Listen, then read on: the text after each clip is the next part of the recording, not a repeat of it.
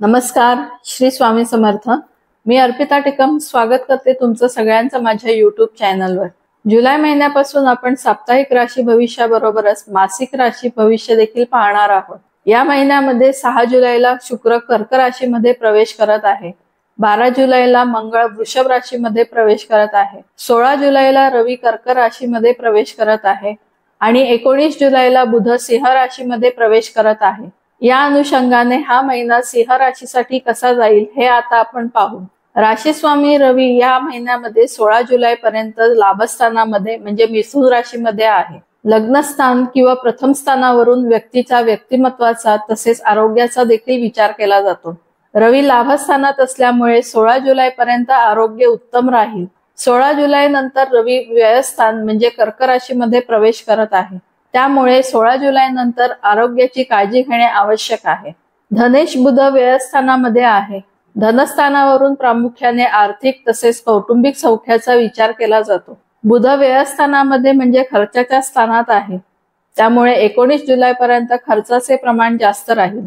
19 जुलै नंतर धनेश तुमच्या राशीमध्ये म्हणजे सिंह राशीमध्ये प्रवेश करत आहे, त्यामुळे खर्चावर नियंत्रण ठेवणे तुम्हाला शक्य होईल। चतुर्थेश मंगळ तुमच्या भाग्यस्थानामध्ये आहे।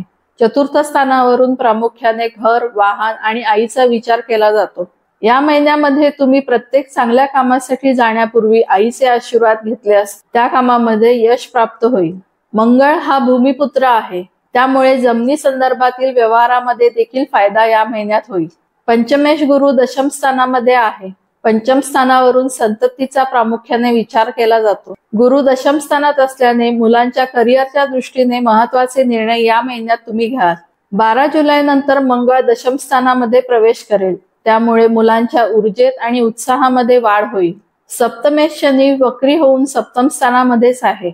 सप्तम स्थानावरून प्रामुख्याने विवाहाचा विचार केला जातो। शनी सध्या वक्री आहे। ज्यांचे विवाह जुळण्यास अडचणी येत होत्या त्यांचे विवाह जुळण्याचे योग आहेत। वैवाहिक सौख्य या महिन्यामध्ये चांगले लाभेल।